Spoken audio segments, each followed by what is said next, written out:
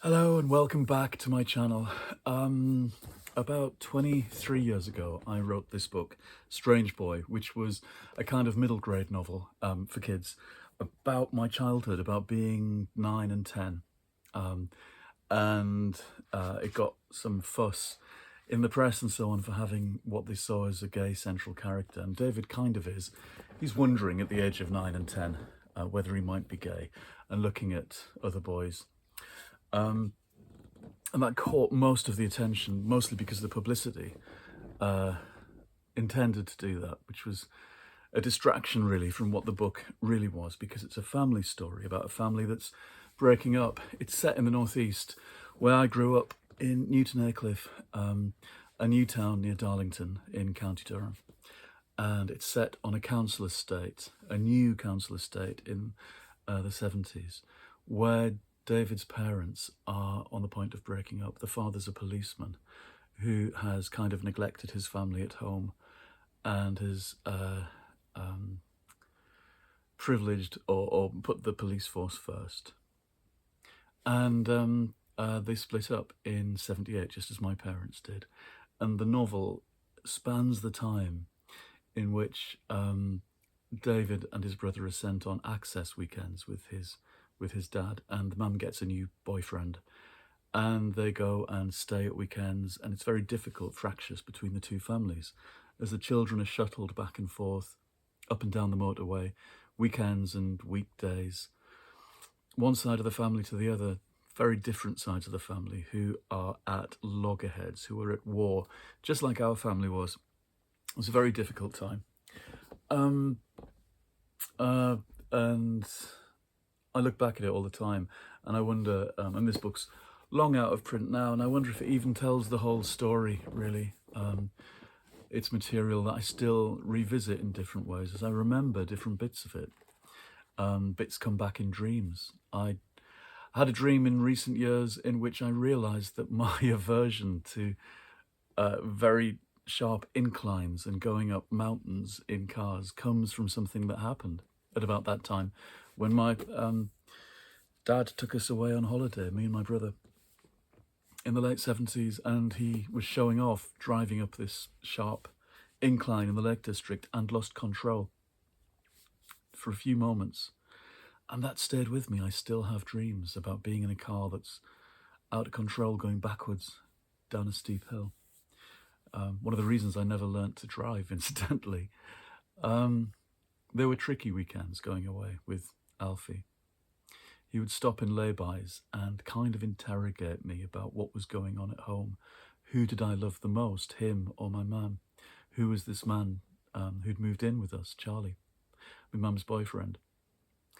And he would go on and cry and put on kind of all kinds of emotional blackmail. He was, of course, a detective, and he knew how to interrogate people. I was 7 and kind of made to be a bit more grown up than I needed to be. At the age of 7 and 8, I look back and I still, for years and years and years, felt responsible for them breaking up, felt responsible for pulling the family together again, somehow. I remember turning up, all of us meeting in Mincella's ice cream parlour in South Shields, thinking they were getting back together and being unreasonably hopeful this was happening in 1978. And they weren't. They were just signing divorce forms, final forms, and being polite with each other. So I realised I was holding out hope for the whole family coming back together, which they never did. They were hardly ever in the same room together again. I was the one, when he left, I remember him taking me aside and saying, go in that room and ask your mum to let me stay, when she was chucking him out. I went to the living room and she was sat there and she'd steeled herself for the emotional blackmail. And she said, no, he has to go. And so he did, and moved into a police hostel. When he bought a flat, he turned up with my Uncle Derek, who was a postman, while I was at school and my mum was home with my younger brother, and they took away all the furniture. They emptied the house. He took the three-piece suite and the fridge. We didn't have much particularly, I don't think. He took most of the records. I remember my mum got the red Beatles LP and he got the blue Beatles LP, and the Beatles' entire greatest hits split down the middle like that. He took the photo albums. He left the wall unit because she was still paying that off week by week, and that had been a present. Anyway, I got back and the house was empty. So I have very mixed feelings about it, about all of it. We used to go for weekends and stay with him, and there were some wonderful bits to that. Being in Durham in his new flat and having sausage sandwiches at lunchtime, and him playing War of the Worlds and the first Kate Bush LP, and going to the pictures to see Battle Beyond the Stars and Star Wars, and staying at my little nana's and granda's in South Shields, and staying up as late as we wanted to, in a place where everybody smoked and drank and laughed and played darts and watched Kojak and Starsky and Hutch. A match of the day until the early hours while the grown-ups went out clubbing. All the grandparents, all the grandchildren would sit with my nana and granda and fall asleep watching adult telly. These cop shows and these football games. And all of that stuff's very nostalgic and sweet, but it's tempered by the harder stuff. The emotional blackmail, the fights. Eventually we stopped seeing them. It was too much for two little kids being shuttled back and forth between two families. And at about 10, it all fell apart. I didn't see him again till I was 17, and I was queer bashed on the way back from school by kids who'd left school. And of course I was swanning about at this time, at the age of 17, dressed like something out of Brideshead Revisited, in a straw hat and a striped blazer, leaving Woodham Comp and going down the hill and over the burn and through the trees, and got beaten up. And my mum phoned the police, and she knew Alfie was still on the police force, and he was the one that came to the door. When I was 17, I saw him again, and it was very odd. He told me my grandparents were dying and I had to go and see them immediately. It wasn't true, they had 10 years to live. It was just more emotional wrangling.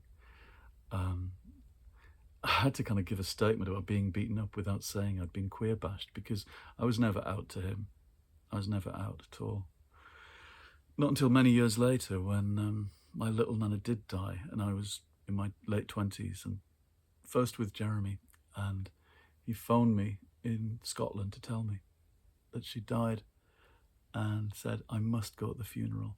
And I said, well, no, I never got invited to the anniversary parties and all the rest of it. I'm not coming running when the awful things happen. And that's when my dad told me at the age of 27 down the phone, you've grown up wrong. You're not normal. With such spite, I put the phone down. It was Christmas 1996, and that was the last time I talked to him. And that's now halfway through my life. More than halfway. Less than halfway through my life, a long time ago. But still, I had kind of very odd feelings, mixed feelings, when I heard on Sunday that he'd died at 74. I don't know what I think, really. I suppose when something like that happens, there's never the chance then that there will be some kind of rapprochement. I never thought there would be. We were too different, and he had no interest, actually. I felt guilty for years for being the one who said, we don't want to see you. It took me years to realise I'd been 10. And that's a child. The children aren't in charge of the situation, the adults are. But then for years I thought, well, my parents were so young. When all of these things went on, they were in their 20s. I think I was more grown up in my 20s in some ways, but then I had to be. I don't know. I still don't know what I think. It's all just a shame, really. It's a big waste. And I think back to the kind of little family that we were and the pictures of us. at Lake Ullswater. That's what I think of. In 1976, the hottest week on record. And my nana was there, she's long gone, and her friend Jenny Ward, and we all had a caravan, a huge caravan, this long, ridiculous caravan, on a farm near Ullswater. And every morning we go down to the kind of shingle beach.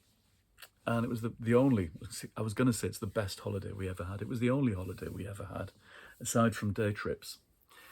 Rainy day trips to Scarborough, where you had to go to the pictures because it was so wet. My mum reminded me that on one of these day trips, I made everybody on the coach full of policemen and their wives sing Yellow Submarine again and again. I was hogging everybody's attention. Then as now, maybe. But I do think about those kind of early years before all the trickier stuff. But maybe it was always difficult. I don't know. My mum said he was never a reader. She was the reader. She would vanish into books when she lived with his side of the family, when I was very little, when they moved in with the Marses, because my nana, big nana, my mum's mum, had thrown her out for being pregnant. My mum would sit with her book, usually Catherine Cookson, and she would try and disappear.